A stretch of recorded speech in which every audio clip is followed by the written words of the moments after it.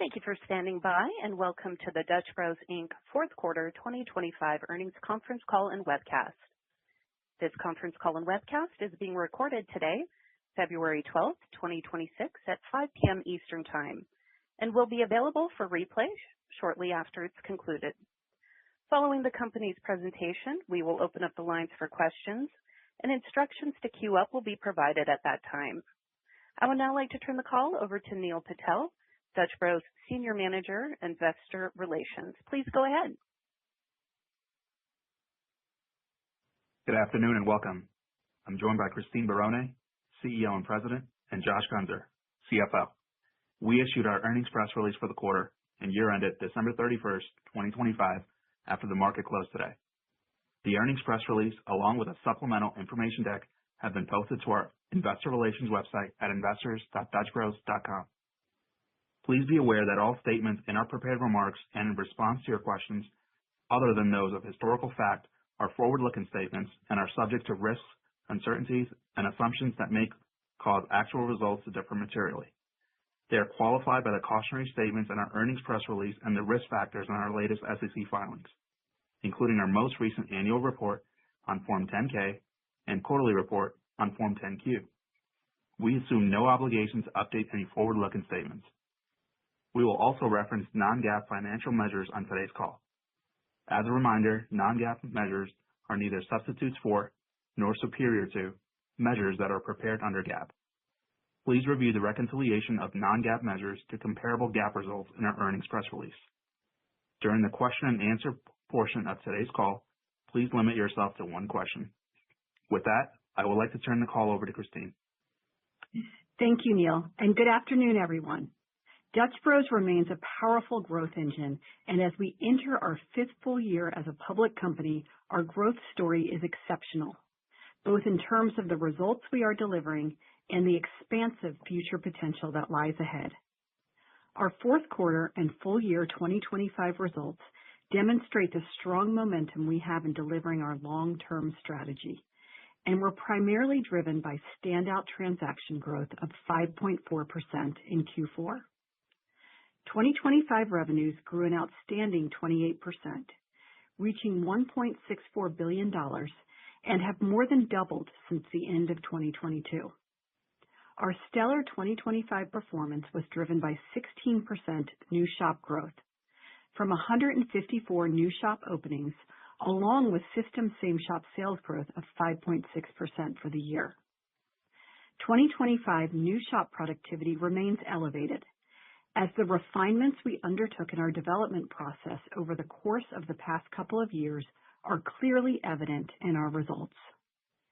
Throughout the year, new shop openings were consistently strong in both existing and in newer markets, showing our ability to successfully densify and become the routine, while still fostering the brand love to welcome long lines of customers.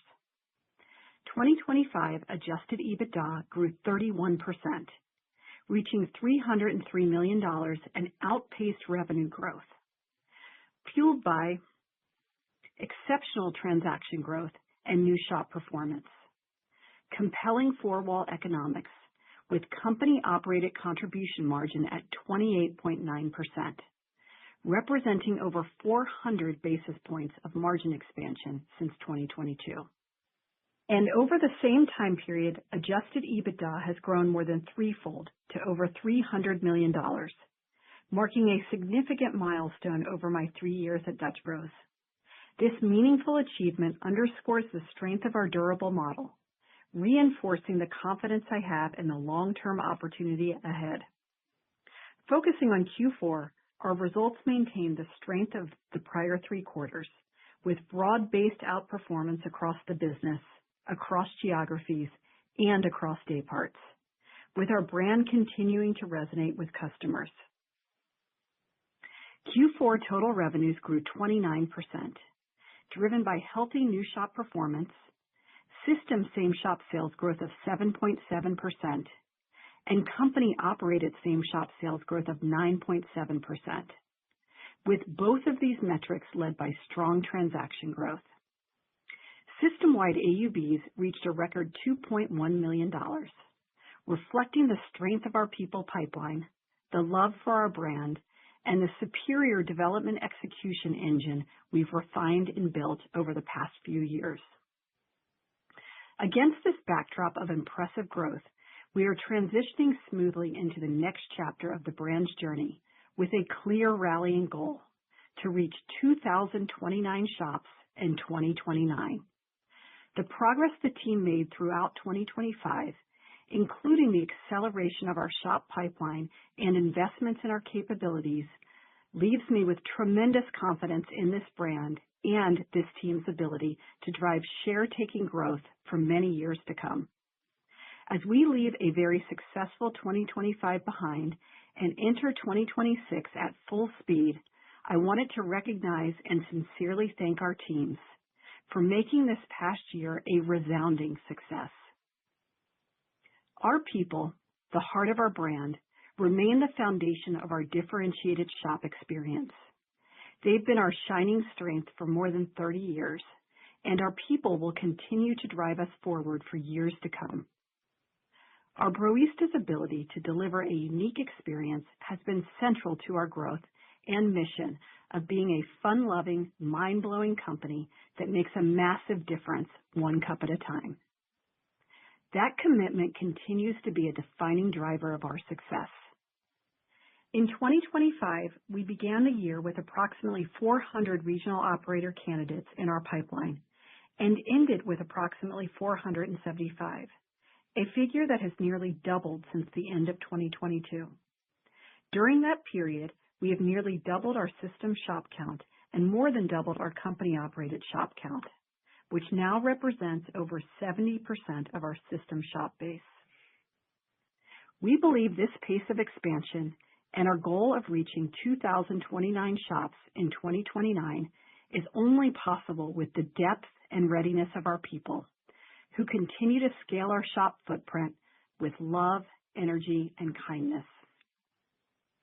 Turning to shop growth, 2025 was a landmark year, setting the foundation for what's ahead. We expanded into 7 contiguous states, including our entry into North Carolina in Q4, bringing our system shop footprint to 25 states and 1,136 system-wide shops. In 2025, we accelerated the growth of our shop pipeline while significantly lowering our average CapEx per shop, providing improved visibility and confidence for shop openings in future years. During the year, the number of shops in our pipeline accelerated substantially, with shop approvals more than doubling versus 2024. Given this improved visibility, the road to 2,029 shops in 2029 remains very clear. In Q4, we opened a walk-up shop in downtown Los Angeles. This shop provides a valuable platform for insights into urban, dense corridors where drive-thrus are harder to build. Since opening in late November, this non-drive-thru location has been our top-performing shop and has an order-ahead mix at over 3 times the system average. While still early, these insights position us to be confident on the types of locations where we can be successful. Looking to 2026, momentum is expected to continue. We now expect to open at least 181 new system shops, which includes the recently completed acquisition of 20 Clutch Coffee Bar locations across North and South Carolina. This conversion opportunity accelerates our presence in the Carolinas and allows us to introduce Dutch Love to these communities beginning later this year. Now let me share how we are strengthening our competitive advantage through a focused set of foundational transaction-driving initiatives, along with our strategic growth drivers to broaden access to a wider set of customers and occasions. In 2023, we made a deliberate shift to build a foundational top-of-the-funnel paid advertising engine. The results have been clear. Aided and unaided awareness have meaningfully expanded, while still leaving substantial headroom for growth. And now in its 3rd year, our brand awareness strategy is being deliberately amplified through the rollout of the Dutch Bros CPG platform. Creamers, coffee pods, ground coffee, and ready-to-drink offerings are now available in many retail outlets.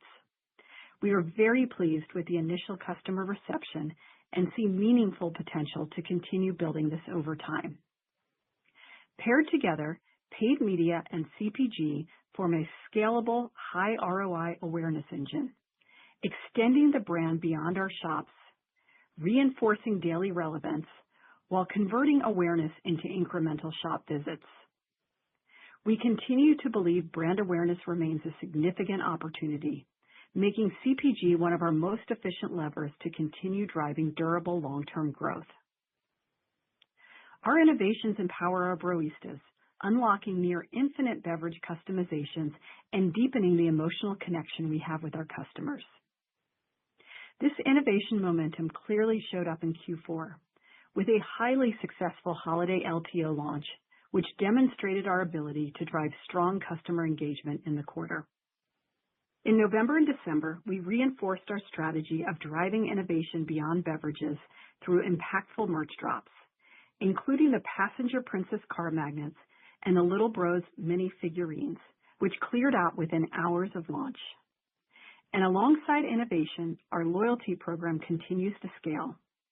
Dutch Rewards turns 5 years old this month, having just surpassed 15 million members at the end of 2025.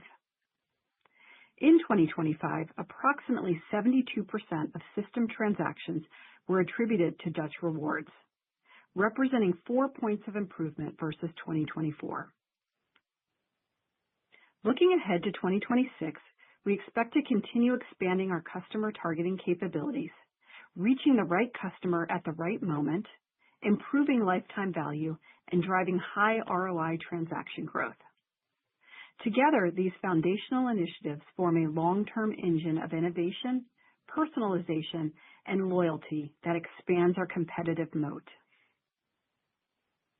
Beginning in late 2024 and into 2025, we built on our foundational drivers by layering in additional multi-year capabilities: order ahead, improvements in throughput, and our new food program.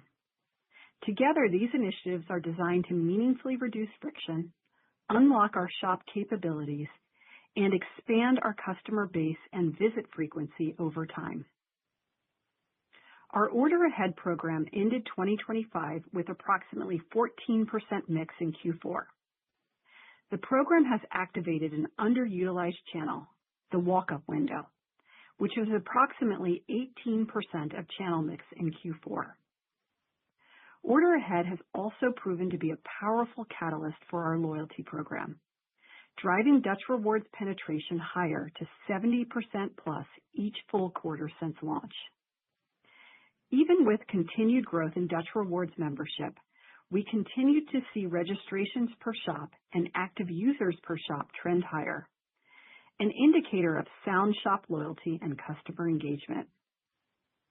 2025 was also a pivotal year in establishing the foundation for sustainable throughput improvement. We implemented a new training model for our field teams and refined labor deployment by aligning labor to better match customer demand patterns.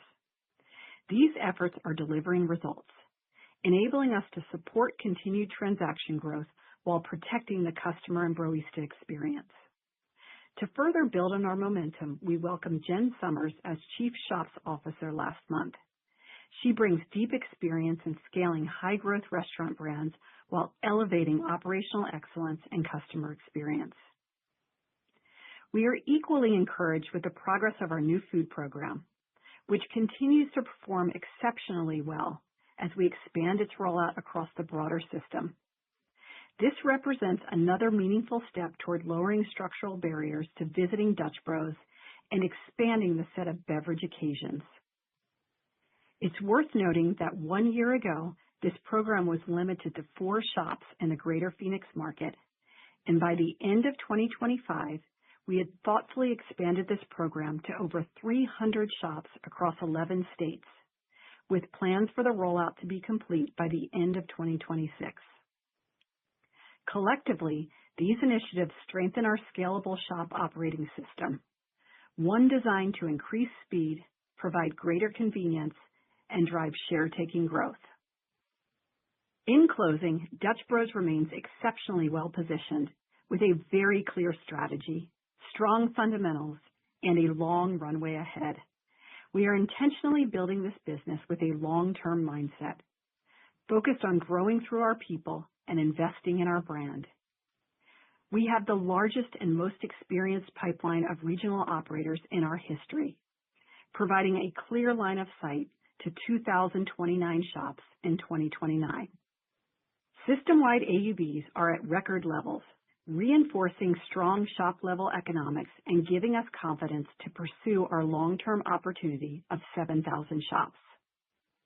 New shop productivity continues to exceed historical levels, reflecting disciplined market planning, targeted strategic investments in our real estate capabilities, and increased paid marketing to build brand awareness. We continue to have top-tier growth. Over the last 3 years, we have more than doubled total revenues while also tripling adjusted EBITDA, demonstrating the strength and scalability of our model. We have ignited transaction growth in 2025 with a much larger comp base, delivering sequential year-over-year improvement in transaction growth, driven by impactful innovation, the expansion of Dutch Rewards, and continued adoption of Order Ahead. We have built a highly scalable and profitable model that quickly resonates with our customers, and a value proposition that has been carefully unlocked over 30 years. And our fundamentals remain sound as we've delivered 19 consecutive years of positive same-shop sales growth. Our approach is designed for winning in the long run, operating with discipline, focusing on long-term execution, and growing through our exceptional people. With that, I'll pass it to Josh. Thanks, Christine. I'll provide a recap of our fourth quarter and full year 2025 results, along with an outlook for 2026. Our fourth quarter performance reinforces the confidence we have in our underlying transaction strength and our strong four-wall shop economics. For 2025, total revenues were $1.64 billion, representing an impressive growth of 28%. System-wide AUVs reached a record $2.1 million. Adjusted EBITDA climbed to $303 million, outpacing total revenue growth with an exceptional increase of 31%. System same-shop sales growth was 5.6%, with impressive transaction growth of 3.2%. And despite commodity cost headwinds, our 2025 company-operated contribution margin landed at approximately 29%, a testament to our persistence in balancing near-term pressures and strategic investments while continuing to build long-term customer value. Looking forward, as we expect coffee costs to normalize, we remain extremely confident in our ability to deliver our long-term contribution margin goal of approximately 30%. During the year, we opened 154 new shops, bringing our total system shop count to 1,136. For the fourth quarter, total revenues were $444 million, an increase of 29% or $101 million over the fourth quarter of last year. System same-shop sales growth was 7.7%, driven by standout transaction growth of 5.4%. In Q4, we saw broad-based strength throughout the quarter, with momentum driven from exciting innovation and Dutch Rewards. Additionally, we're beginning to see the impact of our new food program on comp, including both ticket and transaction lift, which is consistent with our prior commentary on the program. Looking ahead to 2026, we expect full-year system same-shop sales growth of approximately 3 to 5%, which assumes taking around a point of incremental price during 2026 as we continue to strengthen our relative value proposition, the impact of cycling strong transaction growth that strengthened over the course of 2025, the annual lap of Order Ahead, and continued excitement on the new food rollout, with early shop results suggesting an approximate 4% comp lift in shops that have the program. We rolled off a point of pricing in January and expect to roll off another point in early July. As a result, we expect the benefit of effective pricing to step down slightly in the back half of the year, while transaction growth comparisons begin to step up. We plan to continue to methodically roll out food across our shops throughout 2026, with the comp lift impact phased in throughout the year. As a reminder, we expect that nearly 300 legacy shops may not be able to accommodate the new food program.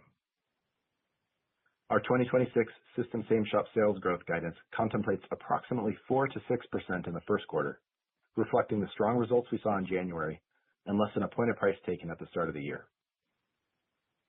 In the fourth quarter, we opened 55 new shops, with many opening later in the quarter and a few carrying over into 2026. Consistent with our prior commentary, these openings in 2026 represent incremental shops beyond our initial 2026 guidance, and all of them opened in January. As a result of these carryover openings, we now expect to open at least 181 system shops in 2026, representing 16% shop growth. This figure includes 20 Clutch coffee bar conversions, which were contemplated in our original shop guidance provided last quarter. This conversion opportunity allows us to deploy capital in a highly efficient way, with a purchase price of approximately $20 million. For modeling purposes, we expect approximately 30 system shop openings in Q1 and a gradual step up into the rest of the year. Switching to company-operated shop performance in Q4, revenue was $410 million, an increase of 30%, or $95 million over the fourth quarter of last year.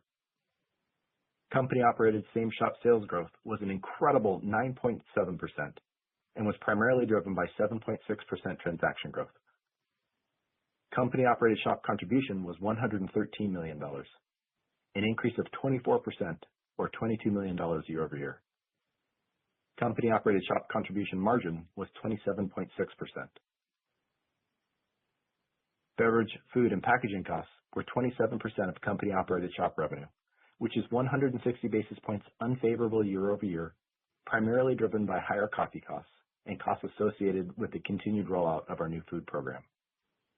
With coffee costs remaining elevated throughout 2025, the impact increased throughout the year and will have a continued impact into 2026. Given our inventory turns, any change in coffee prices, including the related P&L impact, typically lags by 2 to 3 quarters. The midpoint of our full year 2026 guidance contemplates approximately 80 basis points of total COGS pressure. Included in this is approximately 200 basis points of total COGS pressure in Q1 2026, with that pressure stepping down throughout the year. Labor costs were 26.2% of company-operated shop revenue, which is 90 basis points favorable year over year. Occupancy and other costs were 17.2% of company-operated shop revenue, which is 30 basis points favorable year over year. As a reminder, in 2026, we expect occupancy and other costs as a percentage of revenue to increase by shifting more of our lease arrangements to build-to-suit leases. In 2025, approximately 45% of our leases were build-to-suit leases, and we expect continued progress in 2026 towards our long-term goal. Pre-opening expenses were 2% of company-operated shop revenue, which is 90 basis points unfavorable year over year, driven by increased strategic investments related to training and jump-starting shop openings. Switching gears, Q4 adjusted SG&A was $65 million, or 14.7% of total revenue. While we continued to make investments in our infrastructure and our people in 2025, we were also able to drive 140 basis points of leverage in adjusted SG&A. Our 2026 guidance contemplates a continuation of this momentum, as we expect an additional 70 basis points of adjusted SG&A leverage. For modeling purposes, we expect a continued flattening of adjusted SG&A dollars throughout the year when compared to 2025. In the quarter, adjusted EBITDA was $73 million, an increase of 49%, or $24 million over the fourth quarter of last year. Lastly, we delivered 17 cents of adjusted EPS, up from 7 cents in Q4 of last year. Let me now provide an update on our liquidity and cash flow. As of December 31st, we had approximately $705 million in total liquidity. This includes $269 million in cash and cash equivalents and approximately $435 million in our undrawn revolver. In Q4, our average CapEx per shop was $1.3 million, compared to $1.8 million in Q4 of 2024. During the quarter, our net cash position increased by approximately $3 million from Q3, driven by strong cash flows from operations. We have now consistently added net cash to our balance sheet and in 2025 did so ahead of schedule, a testament to the strength of our execution and the long-term staying power of our brand. This marks a clear step change in the momentum we've built by generating free cash flow for a second consecutive year and reinforces my confidence that we are on the right track to further strengthen the durability of our business. Now let me provide our 2026 guidance. Total revenues are projected to be between $2 billion and $2.03 billion, representing 22 to 24% growth year over year.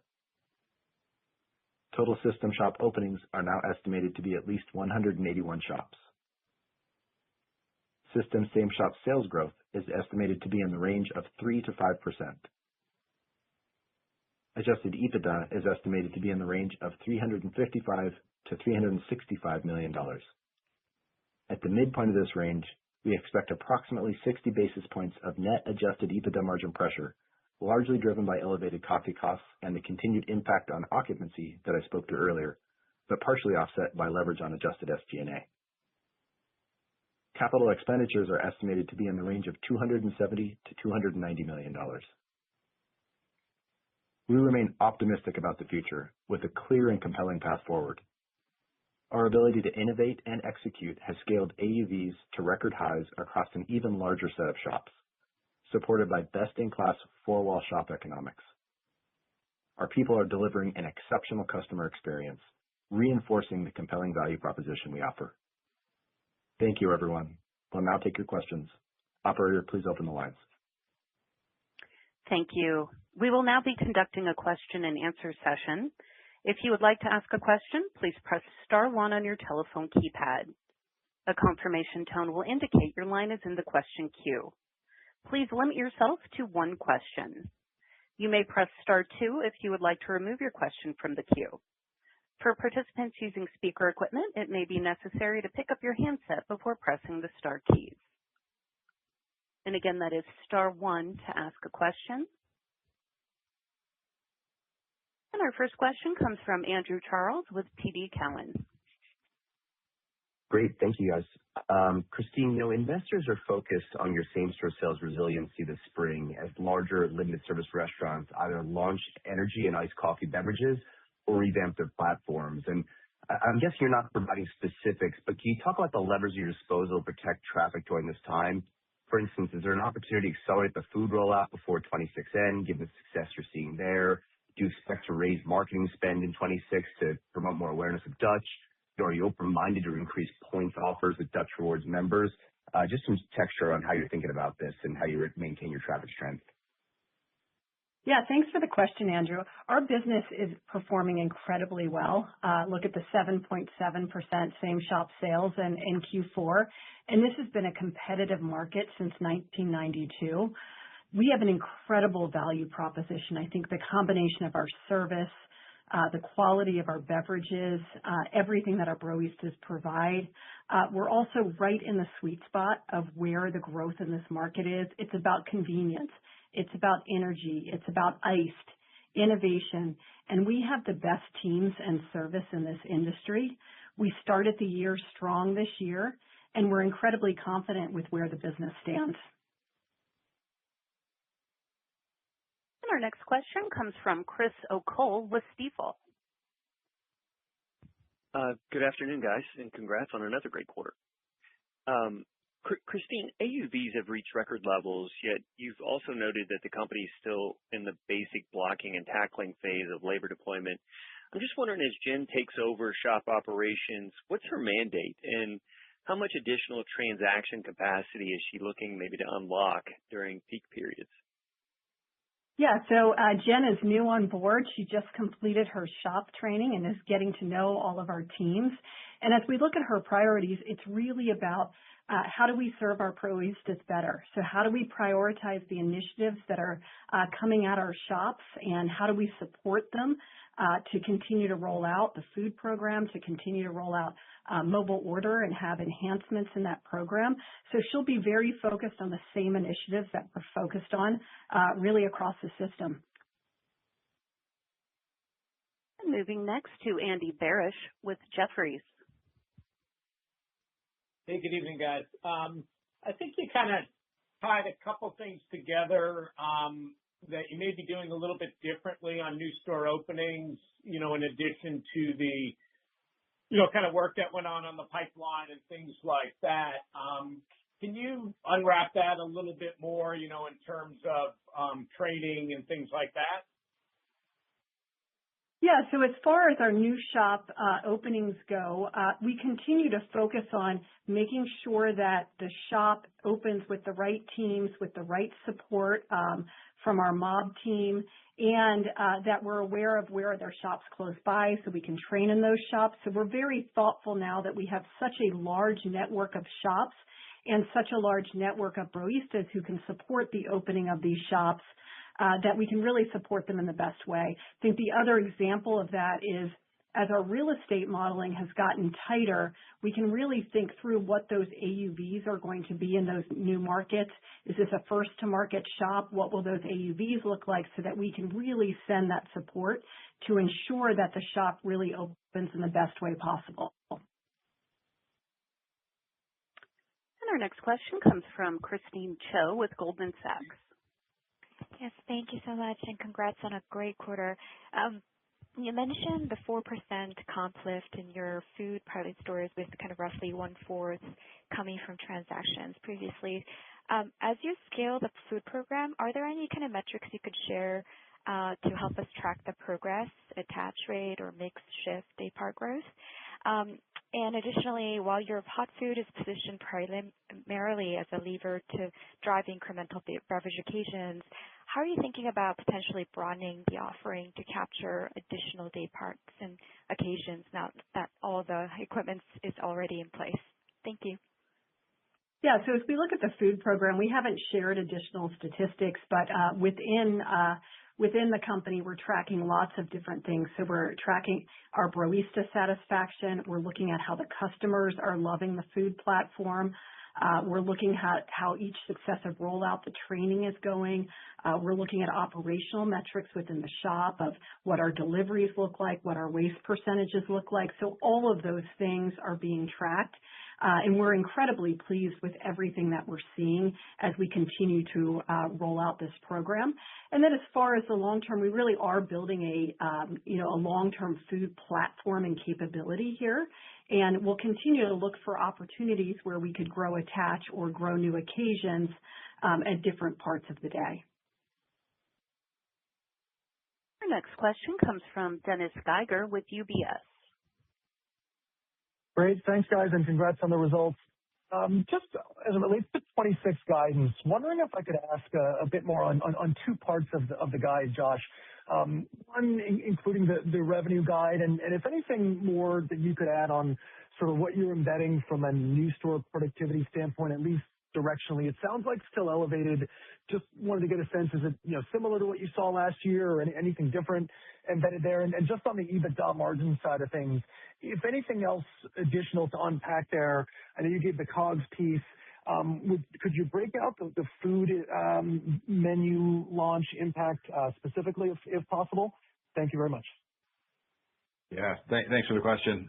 So as we think about I guess our overall shape or margin for the year, we are expecting continued coffee headwinds, as I mentioned in my prepared remarks, where coffee costs are really remaining elevated throughout 2025, mostly impacting then Q1 of year 26. So we're expecting about 200 basis points of margin headwind in Q1. That is primarily coffee, but also is driven partially by the impact of the food rollout. We did also highlight that we would continue to expect elevated occupancy and other costs. Haven't given the specifics on that, but you can imagine that that'll remain elevated as we continue our shift to build-to-suit leases. Other important factor as you think about the year is that while we continue to drive leverage in adjusted SG&A, we are expecting a continued flattening of the SG&A dollars quarter by quarter relative to prior quarters. So all in, we're expecting full year about 60 basis points of EBITDA margin pressure from all those various pieces. And sorry, back to the first part of your question on new shop productivity. Certainly, we did see very strong performance coming from new shops, really across the board, really exceeding our expectations throughout the year. We have a lot of that being the result of the market planning work, and then certainly some geographic openings that just performed really strong. We are expecting that we will have some great openings going into next year, but remain very confident with that $1.8 million target that we are typically underwriting at and feel really good about the returns we see at those levels. And moving on to David Tarantino with Baird. Hi, good afternoon. Christine, I was wondering if maybe we could revisit the topic on competitive product launches. And I guess there's two parts to the question.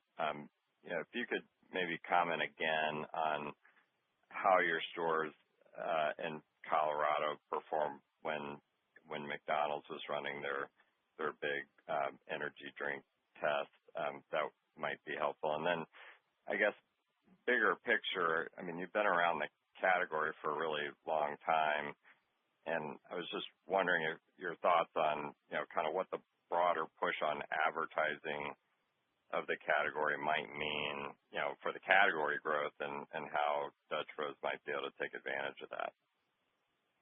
Yeah. So on the first question on the energy test, as we shared last quarter, we really didn't see anything in our business.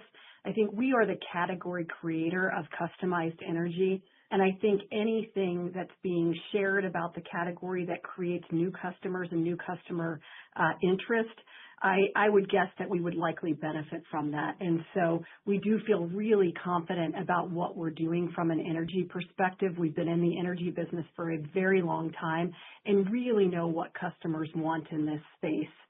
I think, big picture on this broader push on advertising and things like that, I think that this is a category that continues to grow. I think with our very strong growth rate, we're clearly taking share in the category. And I think that anything around the category maybe continues to benefit us. We're seeing incredibly strong results right now. We'll go next to Sara Senatore with Bank of America. Thank you. I have a question about the Clutch acquisition, and then just maybe a clarification on Josh's comments on the food impact on margin. Maybe I'll start with that because it's straightforward. Just want to clarify, so food additions should be accretive to shop margins, even if they're dilutive to food margins. Is that the right way to think about it? And then the question about the acquisition is, as you think about growth, would you anticipate doing more of these real estate type acquisitions? Is the philosophy that being first mover really matters? Is it that the scale that you can achieve quickly is important? I'm just thinking $20 million to buy 20 shops seems roughly about what it would cost for you to build, I think, or a little bit maybe more on a build-to-suit basis. So I'm trying to understand maybe the economics or what the impetus was as you think about doing these kinds of things going forward. Thank you. Yeah, Sarah, thanks for the question. So on the food question, so we are expecting pressure on COGS and certainly expect it to be dollar accretive as we're adding overall new occasions to the business, but would expect it to put a bit of pressure on margin overall. In terms of Clutch, the way we are looking at this, we certainly, to your point on the economics of this, view this as a very productive way of using our capital, deploying capital in acquiring those sites and then converting them, being that they're existing coffee stands, relatively lower investment to be able to convert these to Dutch Bros. As we've done and looked at our portfolio over time, we are always looking for either ground up builds or conversion opportunities. Clutch provided us a great opportunity to grab a hold of 20 sites in a market that we were just moving into, be able to enter that market relatively rapidly at a very capital efficient way. So, as we think forward, we'll always be looking for conversion opportunities. Certainly, like I said, a coffee stand is quite easy to convert to a Dutch Bros, but we'll look for conversion opportunities or those ground up builds as we continue to expand. Brian Harbour with Morgan Stanley has our next question. Yeah, thanks. Good afternoon, guys. With food, what have you seen? Does it open quite strong and perhaps settle out? Does it sort of build steadily? Do you find that some of the markets that have it in more shops have seen higher food mix as that happens? And then I guess, are you contemplating marketing this year, or is it more of like a 27 onward thing? Yeah, so we continue to be very pleased with what we're seeing from the food rollout. And what we're seeing is very consistent with what we shared last quarter. I think we've gotten it to enough shops that we knew what we were going to see. And, we do roll this out, and pretty quickly our customers are finding it and ordering it and enjoying it. So we actually see that lift pretty quickly after rollout, which has given us that great confidence to continue rolling out this food program. We are seeing both a transaction and a ticket lift, so seeing attach, but we also believe that our existing customers are maybe coming in for that extra beverage occasion because we now have that great morning food for them. We also have great feedback from our baristas. So all that we're seeing is very strong. I would say on the marketing question that we are still building our brand overall, and we will be a beverage first brand. We'll remain a beverage first brand. So I would expect to just continue to see us focusing on beverage as we look at external marketing, and that food is that attach when you come into the shop. And moving on to Jeff Farmer with Gordon Haskett.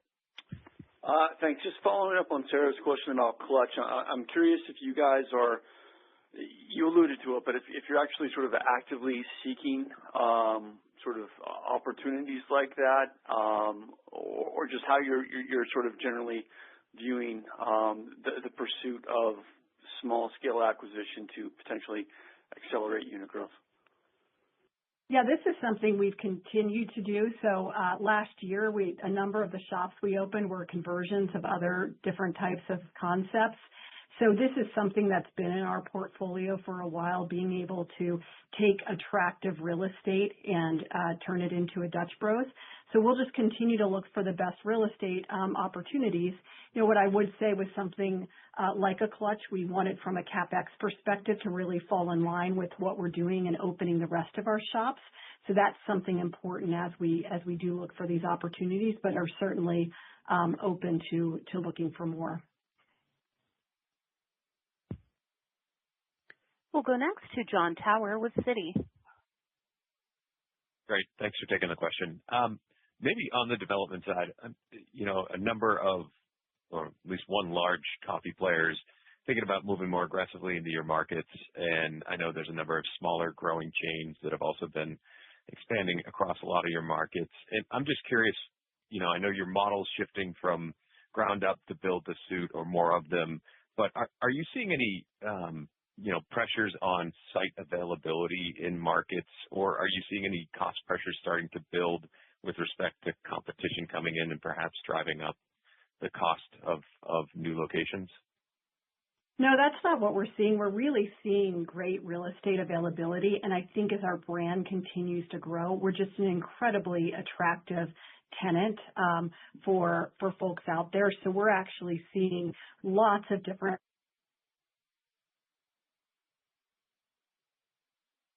As far as build costs go, we're seeing a steadiness there, but with our shift to build to suit, we have been able to lower our CapEx from $1.8 million in Q4 of 24 to $1.3 million in Q4 of 25. So our capital outlay per shop has really reduced over the last year. And Chris Carroll with KeyBanc Capital Markets has our next question. Hi, congrats on the really strong results, and thanks for the update on order ahead and walk-up mix. I was wondering if you could maybe expand a little bit more on these channels or order methods, perhaps the incrementality that you're seeing from these channels, and then how are you thinking about the pace of growth of these channels for this year and how much upside you're seeing from them long term? Thanks. Yeah, so on mobile order, it hit 14% of transactions in Q4, so we're very pleased with that level. Internally, we don't have something that we're telling the shops we need to get to a certain level because we're really driven by what does the customer want to do, and we want to have the channels that the customer wants to approach us with. And so I think that is the most important part. So we're very pleased. It's clearly something that's incredibly popular with our customers. And it is something that's allowed us to balance all of that demand across the shop. And so when we started with mobile order, the window that's not the drive-through window, the one on the other side, is actually right around 10%. And so that move up to 18% really allows us to balance that demand across the shop in a nicer way. We'll go next to Jeffrey Bernstein with Barclays. Great. Thank you very much, Christine. I was hoping to get more color on that, the walk-up store you mentioned that I think you opened in November in LA. Obviously, it's very early, but new, seems like a potential new channel. So I'm wondering your learnings, seems like it would give you a potential for more urban expansion.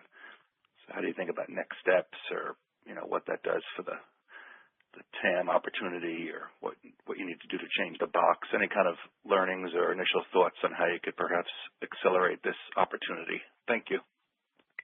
Thanks, Jeff. Yeah, we're really pleased by what we're seeing. Again, this is very early in looking at this type of model, but I do think the investments that we've made over time, so having that mobile order channel has allowed us to open this up. So the way that we open the shop is we still have a walk-up window and then we have a mobile order window. And so we still have two windows even though it is a non-drive-through shop.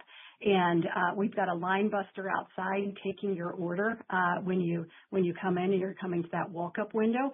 And so a lot of the things that work in our drive-through shops are working really well in this shop in LA.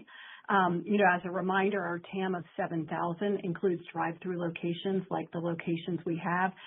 We still very much believe in that 7,000 unit TAM. And this is a potential additional channel that we're very pleased has just kicked off in a really strong way. Next, we have Logan Reich with RBC Capital Markets. Hey, good afternoon. Thanks for taking the questions. Most of mine got asked already, so I'll ask a follow-up on the Clutch acquisition. Appreciate the clarity around the $20 million purchase price, about $1 million per location. I'm just wondering if you can give any additional color on what the additional investment is required to transition those locations over to Dutch Bros and timeline for openings for those 20 stores. Thanks. Yeah, thanks for the question. So you could just think about these as an all-in cost, not too inconsistent from how we've been building costs overall or building shops overall. So these are existing coffee stands. Actually, the founder of the company was a former Dutch employee, so look and feel a lot like a Dutch Bros as they are. So there's some equipment to do, obviously signage and look and feel to make them look like a Dutch Bros. Relative to like capital lift that would put this right in the range of our cost of building shops today. In terms of timeline of opening, we're obviously working through the process of converting them. Expect them to open during the year here in Q2 and Q3. We'll go next to Nick Setyan with Mizuho.